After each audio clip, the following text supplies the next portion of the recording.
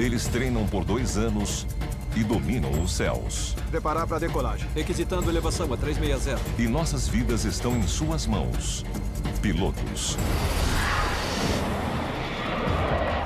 Mas o que acontece quando um piloto não sabe o que está fazendo? Ele virou assim e mergulhou em direção ao chão. Alguns dos piores acidentes na história da aviação foram causados por erros do piloto. Infelizmente, ele não lidou corretamente com essa situação. A luta para reduzir os erros dos pilotos tornou-se um dos maiores desafios da aviação. Milhões de dólares estão sendo investidos. A filosofia do Airbus era construir um avião à prova de erro humano. Mas, ao tentar eliminar os erros, nós fomos longe demais? Algumas destas medidas teriam acabado causando desastres.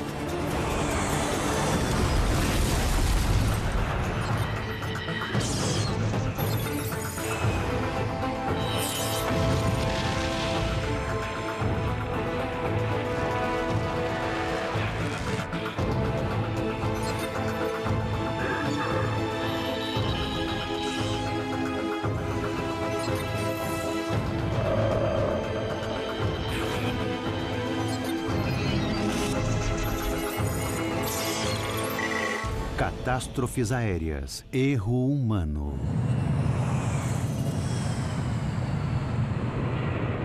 A Qantas é a companhia aérea mais segura do mundo.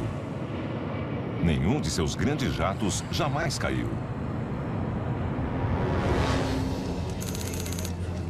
Mas em outubro de 2008, esta reputação é colocada em risco.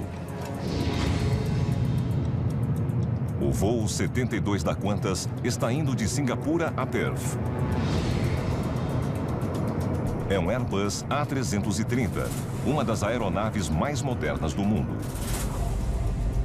Nos controles, a tripulação conta com a mais nova tecnologia projetada para tornar o voo mais seguro.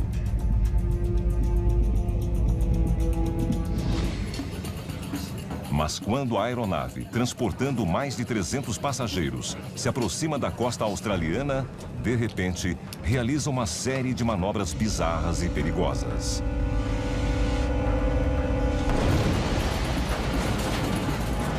Primeiro, ela sobe 60 metros. E com a mesma rapidez, cai 200 metros. O que o avião está fazendo? O que é isso? Entre os passageiros, o caos é total. Na cabine de comando, os pilotos não fazem ideia do que está acontecendo. O avião está agindo por conta própria. Então, acontece novamente. Sem interferência dos pilotos, o avião mergulha mais 120 metros. Minutos depois, o comandante, horrorizado, emite um pedido de socorro. Mayday, Mayday, Mayday, Qantas 72. As vidas de 315 pessoas estão em jogo. O piloto conseguirá contornar a situação? A ironia é que todo incidente se deve a um sistema de voo controlado por computador, projetado para eliminar uma causa comum de acidentes aéreos, o erro humano. 8 de janeiro de 1989. A gravidade deste problema fica clara para os ingleses em janeiro de 1989. O voo 92 da British Midland decola para uma viagem de rotina rumo a Belfast, na Irlanda do Norte. A bordo, encontram-se 118 passageiros e 8 tripulantes. A aeronave pertence à nova série 400 dos 737s da Boeing.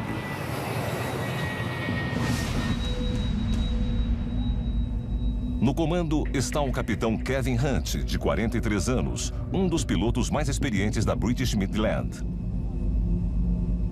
Seu copiloto é David McClelland, de 39 anos. O avião alcança rapidamente os 8.500 metros. É uma decolagem normal.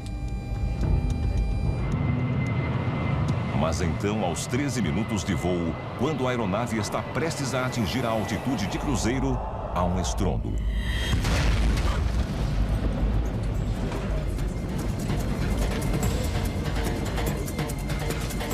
O barulho deixa os passageiros alarmados. Todos olham ao redor em busca de uma explicação. Hunt e McClelland suspeitam imediatamente da explosão de uma das duas turbinas do avião. O gravador de voz da cabine registra Hunt perguntando qual das duas turbinas foi danificada. Qual foi? Qual foi? Sua primeira reação é recorrer aos instrumentos da aeronave. Mas os instrumentos que podem lhe dizer se um dos motores está com defeito, os chamados medidores de vibração, eram notoriamente imprecisos nos 737s da época. Os pilotos não confiam neles. Então, quando a cabine de comando é invadida por fumaça, McClelland recorre ao seu conhecimento geral da aeronave. Ele presume que a fumaça está vindo do sistema de ar-condicionado do avião, que nos 737s é alimentado pela turbina direita. O gravador registra McClelland tomando uma decisão clara. É a direita, com certeza é a direita. Desligando a direita. Hunt desliga imediatamente a turbina direita. O barulho e a vibração acabam. Você ouviu? Ouvi. Veio desse lado. A calma retorna à cabine. Os passageiros relaxam. Mas minutos depois, há um estrondo ainda mais alto.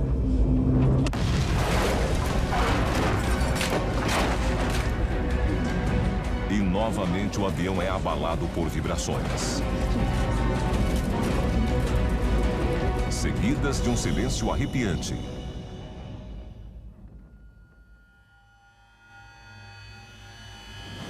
A segunda turbina, a da esquerda, acaba de falhar. O voo 92 está totalmente sem energia. Segundos depois, a aeronave de 400 toneladas se choca contra o solo. An airliner with 118 passengers on board has crashed on the M1 motorway in Leicestershire. No aeroporto de Belfast, o destino do voo, parentes ansiosos aguardam um avião que nunca chegará. Os sinais iniciais sugerem que não haverá muitos sobreviventes. Ed Trimble liderou a investigação do acidente. Mr. Trimble, BBC, can we talk to you? I'm sorry. A maioria dos investigadores teria dito que a chance de muitas pessoas terem sobrevivido era baixa. O avião estava a mais de 180 por hora na aproximação. E o movimento cessou de forma abrupta. Então era de se esperar que a força G tenha sido considerável. Incrivelmente, apenas 47 passageiros morreram. 71 sobrevivem. We were down on the ground with a crash. All the lights were out, and we seemed to be at an angle of about 45 with the vertical. And at that time, really, there were a few people moaning in the cabin saying, "Oh, my legs hurt. Somebody please help me. I think I've broken my leg." The tailpiece that I was on actually appeared to break away and topple over, and at that stage I was left suspended upside down. Os sobreviventes são levados a hospitais da região.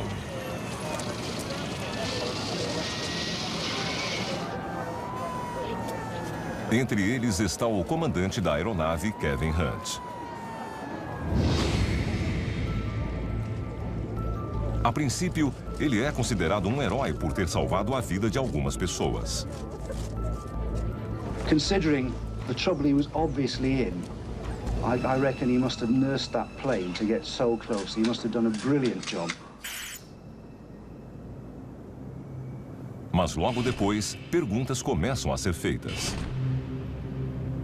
Nós recebemos relatos de testemunhas em terra que tinham visto e ouvido o avião durante a aproximação. O que elas disseram foi que a turbina esquerda estava totalmente envolta em fogo. Alguns falaram que tinha a aparência de uma fornalha. Claramente, o motor esquerdo estava com problemas durante a aproximação.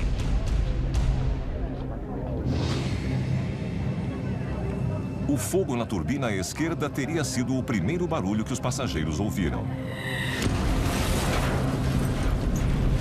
Mas isso não devia ter sido fatal. Um bimotor pode voar tranquilamente com apenas uma turbina. Claramente, isso não aconteceu. Então a questão era: o que houve com o motor direito? O motor direito é minuciosamente inspecionado. Lentamente, uma verdade horrível se revela.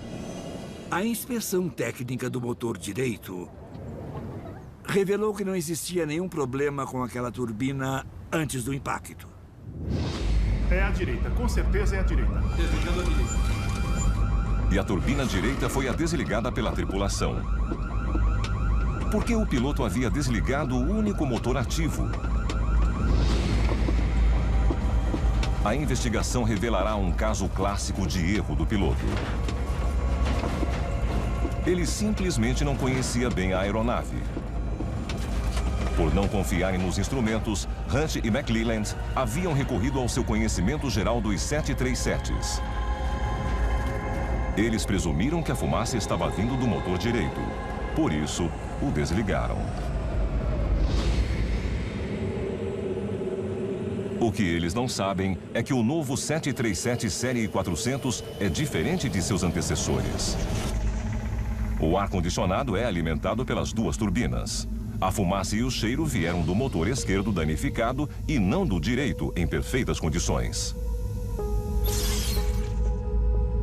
Para piorar, os instrumentos de vibração dos 737-400 que indicam o mau funcionamento de um motor são mais confiáveis do que os dos modelos anteriores. Eles haviam indicado com precisão total que o motor esquerdo estava falhando. Mas os pilotos ignoraram a evidência diante de seus olhos. David Lermont é piloto e jornalista especializado em aeronaves. Os dois pilotos tinham os dados de vibração diante de seus olhos. E eles estavam corretos. Estavam mostrando onde era o problema, mas como estavam acostumados a pilotar o 737-300, que tinha medidores de vibração não muito confiáveis, eles desconsideraram totalmente os instrumentos. A investigação revelou uma verdade alarmante. Nenhum dos pilotos conhecia bem a aeronave sob o seu comando. A queda foi causada por um erro humano.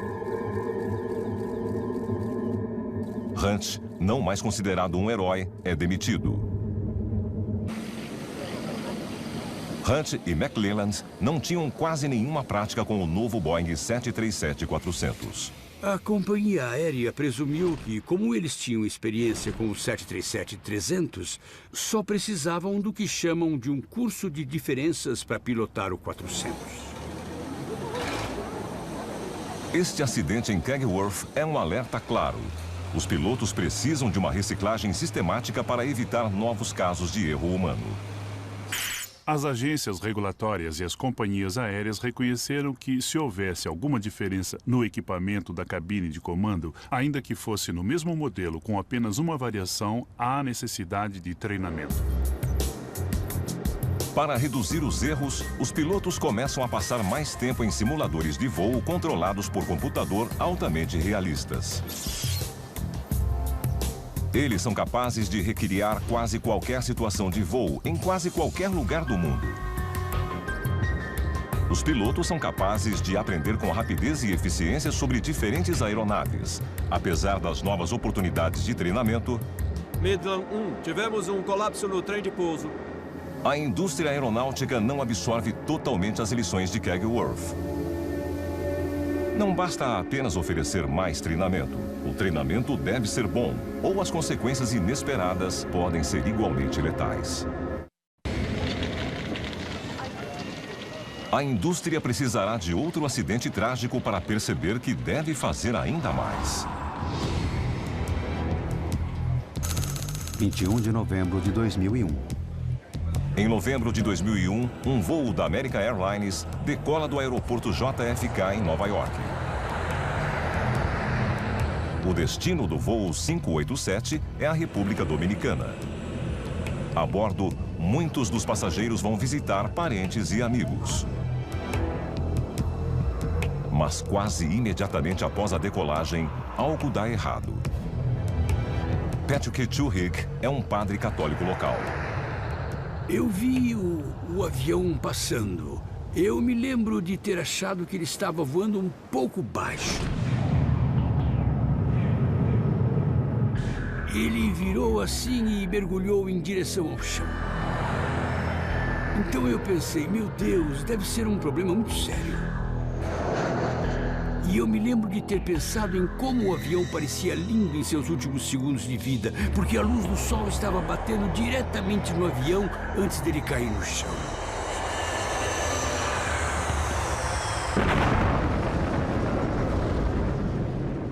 American 587 Heavy, I'm not receiving your transponder. American 587 Heavy, New York. American 587 Heavy, New York. –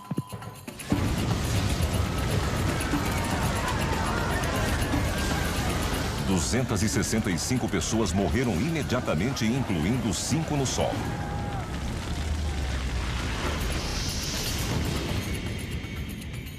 Christine Negroni é uma jornalista que já escreveu muito sobre a indústria aeronáutica. Foi um evento traumático, porque aconteceu só 2 meses depois de 11 de setembro. Então, houve preocupações imediatas, relatos de testemunhas de que o avião tinha sido vítima de um atentado terrorista. Por que um avião cairia do céu de repente e explodiria no chão? Então, o que eu ouvia as pessoas dizendo era: nossa, devia ter outra bomba nesse avião.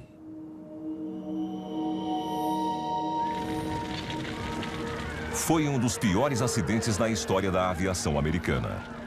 Era impossível chegar muito perto do fogo de tão intenso. Quando olhei para as pessoas perto do lugar, elas estavam atordoadas. Uma das vítimas é José Lora, um estudante de direito. Sua irmã ainda acha difícil falar sobre ele. É muito difícil viver com essa dor. Sempre que eu vejo uma foto do meu irmão, eu prefiro nem ver as fotos dele, porque eu não quero nem pensar que ele não está mais aqui. É muito difícil. O homem encarregado de investigar o acidente é Bob Benson. Ele logo encara as exigências por respostas imediatas. É um desastre muito público em um local igualmente muito público. Eu senti muita pressão da prefeitura de Nova York. Desde a primeira entrevista coletiva, a pergunta era a mesma: o que aconteceu aqui? Qual foi a causa do acidente? E não sabíamos responder. A busca por respostas é prejudicada pela escala da devastação. Não restou quase nada da aeronave. Minha primeira preocupação foi com a magnitude do trabalho. Com frequência, nesses acidentes, nós obtemos muitas informações dos próprios destroços, mas infelizmente nesse caso o incêndio foi tão grande, porque a aeronave estava tão cheia de combustível quando caiu, que sobraram pouquíssimas pistas físicas. Mas os investigadores encontram uma pista enorme. Tinha a ver com o estabilizador vertical do avião, que estava flutuando na baía, a mais de 1,5 km do ponto de impacto. Seria muito estranho para um terrorista explodir só a cauda de um avião. Desde o início, nós concluímos que era uma coisa um pouco mais complicada do que um ataque terrorista. It is the case that the National Transportation Safety Board is the lead agency because all information we have currently is that this is an accident. Mas se foi um acidente, o que o causou?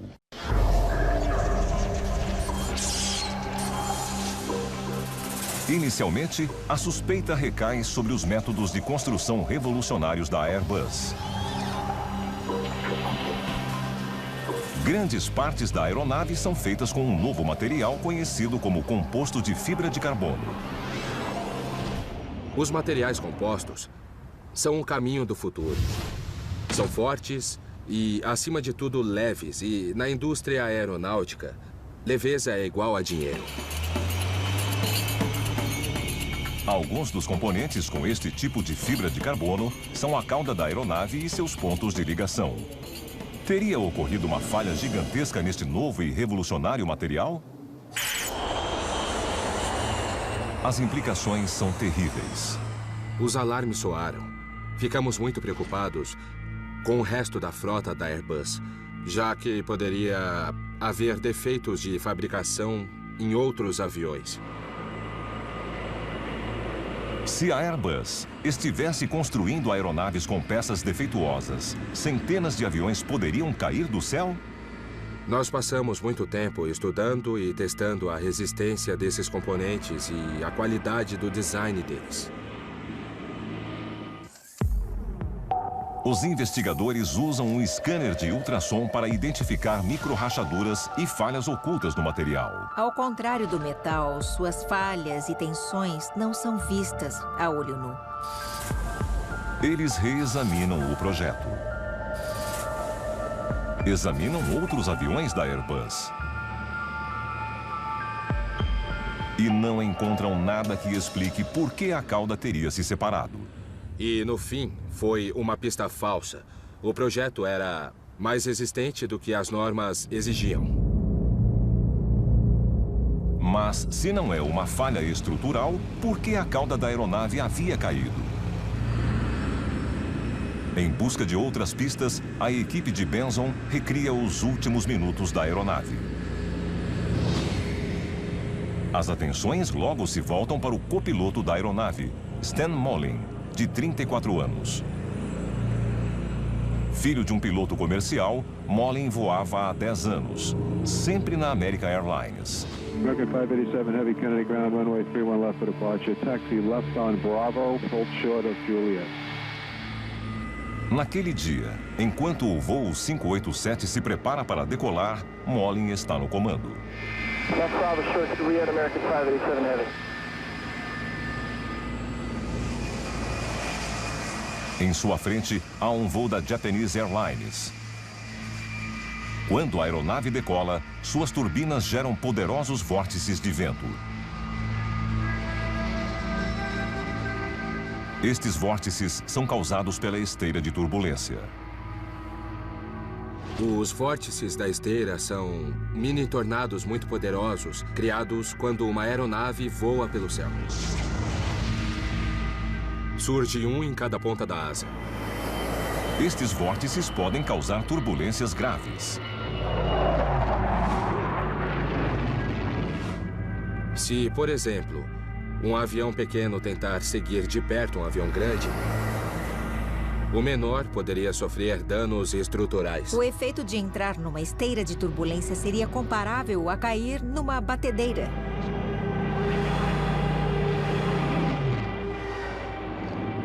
Então, o avião de trás precisa manter a distância. Os controladores de tráfego aéreo sabem disso e todo piloto deve saber, porque o ar fica muito agitado. American 587 Heavy 1300, 911 left, clear for takeoff. Clear for takeoff, 31 left, American 587 Heavy. Mas um fenômeno tão comum quanto a esteira de turbulência poderia ter afetado o voo 587? American 587 Heavy, fall.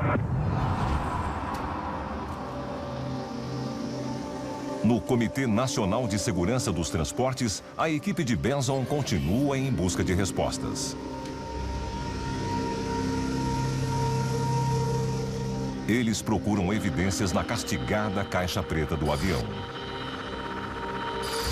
E transformam os dados numéricos em uma ilustração do que aconteceu. Gradualmente, eles reproduzem os minutos finais do voo 587 e tudo se resume a um erro do piloto. O gravador da cabine capta a voz do comandante. Um pouco de esteira de turbulência, não? Molin responde. É.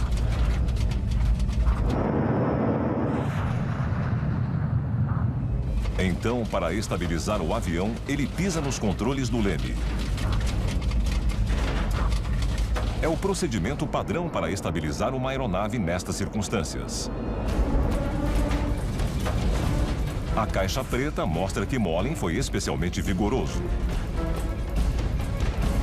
Primeiro, ele força o leme repentinamente para a direita. Depois, para a esquerda. Ele operou com tanta agressividade que o leme foi de limite a limite. Ou seja, o máximo para a direita e o máximo para a esquerda que ele podia ir. 4 vezes em 7 segundos e meio de um lado para o outro. Bam, bam, bam, bam. O movimento rápido gera um estresse enorme sobre a estrutura da aeronave. Até que ele se torna grande demais. O copiloto aplicou uma carga sobre o estabilizador vertical que foi o dobro do que a peça era feita para aguentar. E ela acabou cedendo.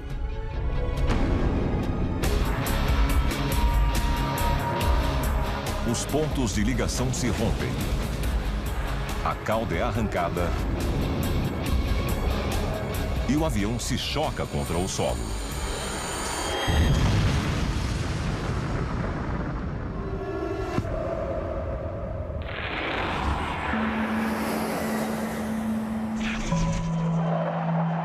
Mas como um piloto pode ser capaz de quebrar um avião simplesmente? A investigação revela que a Airbus emitiu alertas específicos sobre a reversão violenta do leme.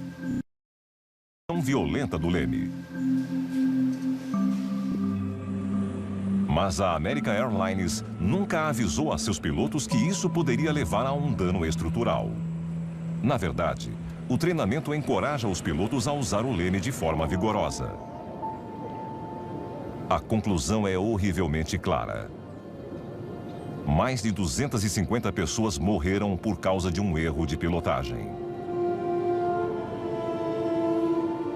Molin simplesmente não havia tido o treinamento adequado para pilotar um Airbus. Ao longo da investigação, outros fatos sobre Molin emergem. Descobrimos que ele tinha uma propensão a exagerar nas reações. Ele tendia a reagir com exagero a situações como a esteira de turbulência. E, infelizmente... Euphoria, Calvin Klein.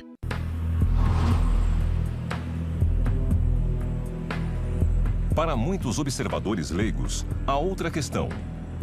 Por que, em um aeroporto movimentado como o JFK, onde a esteira de turbulência é um problema rotineiro, um piloto inexperiente, conhecido por reagir com exagero, foi o responsável pela decolagem? É uma história que remonta ironicamente a uma tentativa anterior de reduzir os erros de pilotagem. 18 de junho de 1972. Heathrow, Londres, 1972. Os pilotos da então chamada British European Airways estão no meio de uma acirrada e polêmica disputa salarial. Os pilotos novatos planejam uma greve. Mas muitos dos pilotos mais velhos se opõem com veemência à ideia. Um deles é o capitão Stanley Key, há 4 anos de sua aposentadoria e determinado a não criar confusão. Naquela tarde, Key tem uma discussão furiosa com um piloto mais jovem e militante. Para o Stanley Key, as greves eram um abandono do dever. Você tinha uma tarefa a cumprir e a única coisa que não podia fazer era fracassar nessa tarefa. E ela consistia em realizar o seu trabalho de um jeito ou de outro. Várias horas após a briga, Key é escalado para um voo de rotina rumo a Bruxelas. Com ele, no voo 548 da BEA, estão o copiloto Jeremy Keeley e o segundo oficial Simon Ticehurst.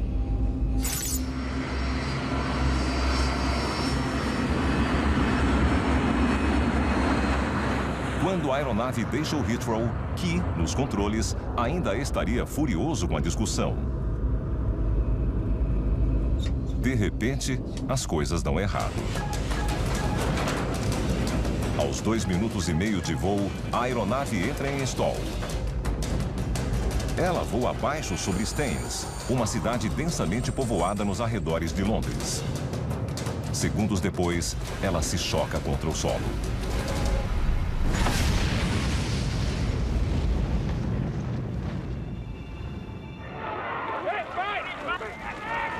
Quase imediatamente, curiosos lotam a área.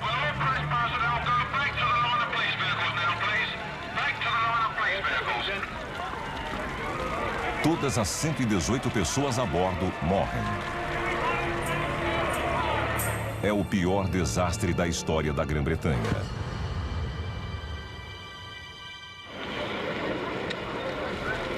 Em poucas horas, investigadores de desastres aéreos chegam ao local. Ao revirar os destroços, eles encontram algo intrigante. The flight recorder we took away last night rather suggests that something went wrong with the leading edge droop around about 1,800 feet. Droops são flaps na parte frontal das asas de um jato, que se estendem para oferecer maior sustentação a baixas velocidades. Um Trident deve atingir os 900 metros e estar voando a 415 km por hora para que os droops sejam recolhidos em segurança.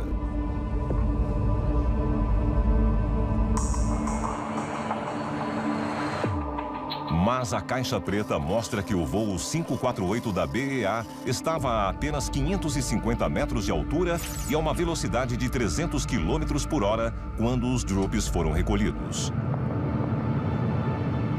Foi cedo demais. O avião teria entrado em stall imediato. Este foi o primeiro erro, mas não deveria ter sido fatal. Quando os instrumentos da aeronave sentem um stall, um procedimento automático de emergência é ativado. Chris Woods é ex-piloto de Tridents e instrutor. A primeira coisa que acontece é um alerta.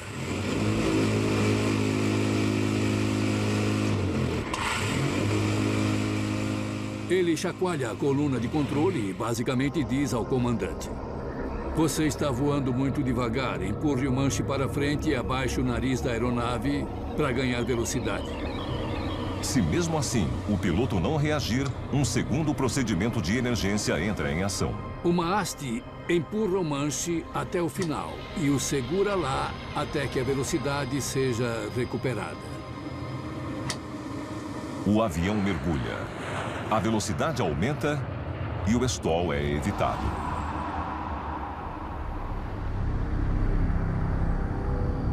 Ainda assim, a caixa preta mostra que alguém desativou estes alarmes. Por quê? O que levou Stanley Key, um piloto muito experiente, a cometer um erro tão básico? E por que nenhum de seus colegas o impediu?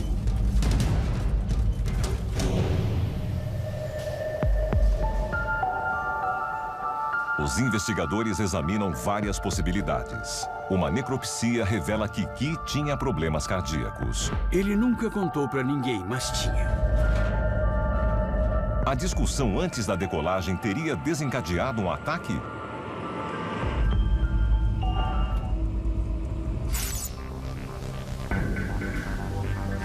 Uma pista ainda mais surpreendente vem de um pedaço dos destroços do avião. É a mesa da cabine de comando de um piloto júnior.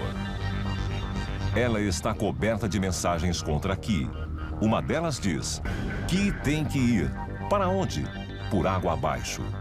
Outra sugere: quando Stanley Key morrer, quem será o representante de Deus na BEA? Seria uma pista sobre o problema real? A briga a respeito da greve teria tornado o relacionamento de Key com sua jovem tripulação tão desgastado que eles simplesmente não estavam conversando? Kelly ou Ticehurst teriam expressado preocupação e Key, o oficial sênior, simplesmente os ignorado? Na hierarquia daquela cabine de comando, era muito mais difícil contestar o comandante do que é hoje em dia. Nunca saberemos se esta é a verdade. Mas o relatório do inquérito resulta em mudanças importantes criadas para reduzir erros de pilotagem futuros. Deste ponto em diante, é o oficial júnior quem pilota a aeronave, especialmente sob condições difíceis. Assim, o oficial sênior, o comandante, fica livre para identificar problemas e, se necessário, exigir uma mudança nos planos. E é por isso que quase 30 anos depois, quando o voo 587 da American Airlines decola de Nova York, ninguém questiona o fato de Stan Molin, o oficial... A partir das 9h30, só no Discovery.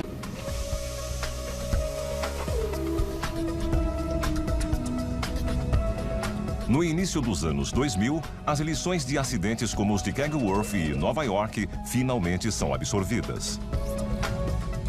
Os relatórios dos 2 acidentes recomendam um treinamento melhor. Mais pilotos passam mais tempo em simuladores cada vez mais sofisticados. Mas, na indústria aeronáutica, há um desdobramento ainda mais importante pensando para eliminar o erro humano: a automação.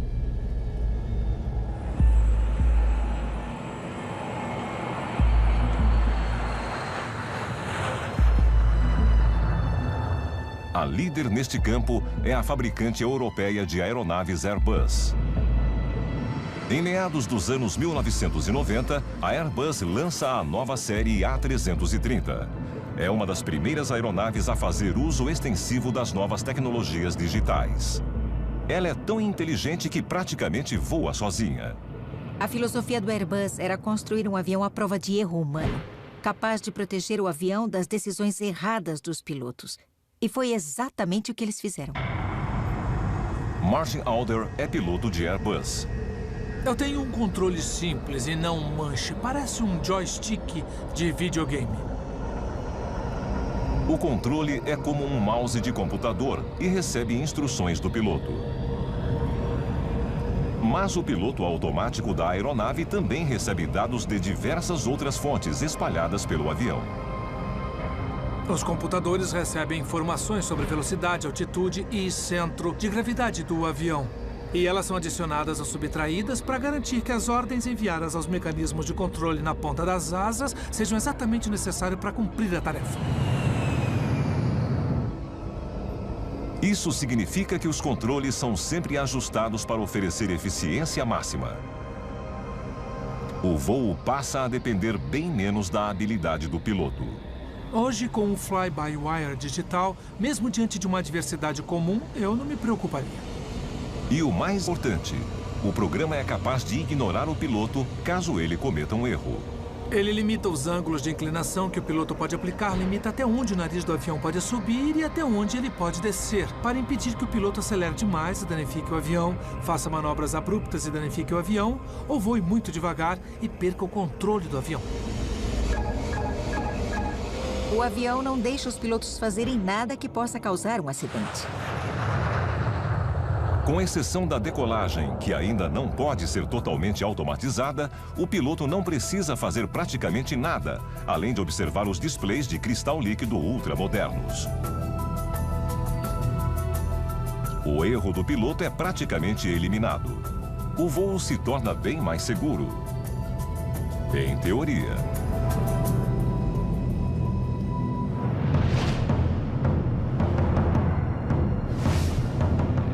Uma destas aeronaves superautomatizadas é a do voo 72 da Qantas, de Singapura a Perth. Reconstituição. O avião acaba de fazer 3 mudanças drásticas de curso sem nenhuma interferência dos pilotos. Primeiro, ele subiu. Depois, mergulhou. Muitos dos 300 passageiros estão com sérios problemas. As pessoas foram arremessadas, jogadas contra o teto e depois jogadas no chão. Computadores foram arremessados, bagagem, tudo o que estava solto. Muita gente se feriu gravemente. Vários têm ossos quebrados. Muitos outros sofrem pancadas fortes. Os pilotos tentam freneticamente recuperar o controle. Mas eles já haviam passado horas olhando para as telas sem que nada acontecesse. Elas geraram uma falsa sensação de segurança. Agora, eles perdem minutos valiosos para entender o que está havendo. Quando acontece uma falha, é claro que levamos um susto. Nós somos humanos. Então temos que começar a absorver a informação e decidir a partir disso qual é a reação adequada. Quando ocorre um problema eletrônico ou de computador em uma cabine automatizada, o que a maioria dos pilotos diz é: o que o avião está fazendo agora? O que o avião está fazendo? O que é isso? E para mim, essa expressão é muito importante, porque ela ilustra muito bem a distância entre o avião e a pessoa que está pilotando o avião. Esse processo pode fazer um piloto perder um tempo precioso. Finalmente, os pilotos percebem que o famoso sistema de controle computadorizado do avião está com um defeito e o desligam.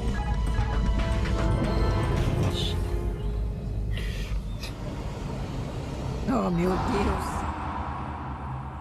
40 minutos depois, o avião faz uma aterrissagem de emergência no estado da Austrália Ocidental.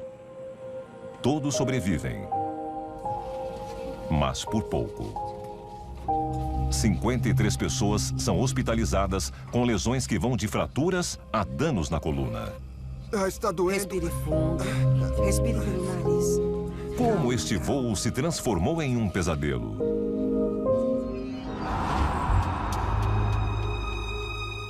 Uma investigação chega a uma conclusão inesperada e irônica. O próprio sistema criado para reduzir os erros de pilotagem causou o problema. O avião é equipado com sensores que monitoram automaticamente o ângulo do voo. Eles parecem ter enviado dados corrompidos aos computadores que controlam o piloto automático. Primeiro, eles dizem ao piloto automático que o avião está inclinado para baixo. Na verdade, ele está voando normalmente. É como qualquer computador. Se você der um comando errado, ele vai presumir que é correto e começa a agir de acordo. O piloto automático, achando que a aeronave está descendo rápido demais, ordena uma subida. Os computadores foram informados de que a altitude do avião estava variando. Mas não estava. E eles tentaram corrigi-la. Segundos depois, os sensores mudam de ideia e mandam o piloto automático descer. Então, os computadores em si não estavam errados, mas os sensores estavam. Os pilotos ficaram sem opção, a não ser desligar o piloto automático.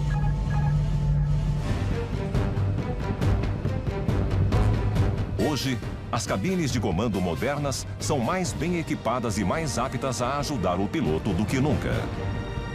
O treinamento é mais frequente e rigoroso. Os erros de pilotagem devem estar diminuindo. Voar nunca foi tão seguro.